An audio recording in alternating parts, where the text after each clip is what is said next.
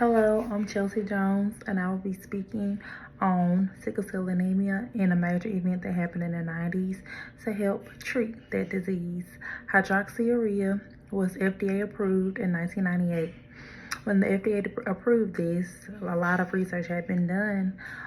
The research showed that hydroxyurea reduces the number of sickle cell pain crises, transfusions, and also episodes of vasoconstriction, which prevented that person from having normal blood flow. So with hydroxyurea, there are several things or contraindications that will prevent a person from using this medication, or guidelines and baselines they have to have in order to use the medication. I like to start with things that have to be done while they're on the medication. They will have to get their labs drawn every 2 weeks.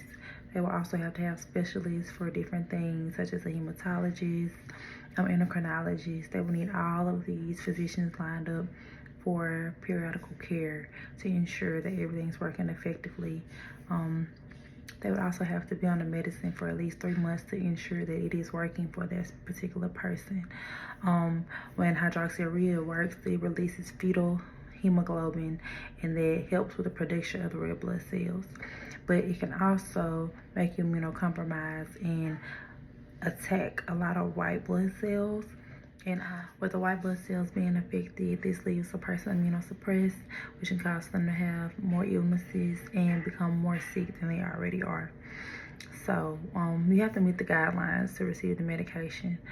With the medication becoming FDA approved and being researched fully, one can receive the medication as early as 9 months of age. And when it is used throughout adulthood and childhood, it improves quality of life. As I continue to learn more about this disease, I see that hydroxyurea is the first line of drug use in this medication regimen to help with sickle cell anemia.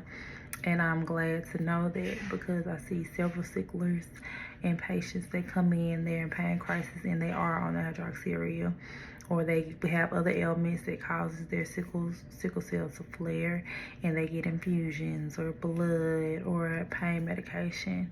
But it's not always because they're not normal or because they don't live normal lives. The hydroxyurea helps them to live a normal life, and it could be a totally different illness that's caused them to come to the hospital.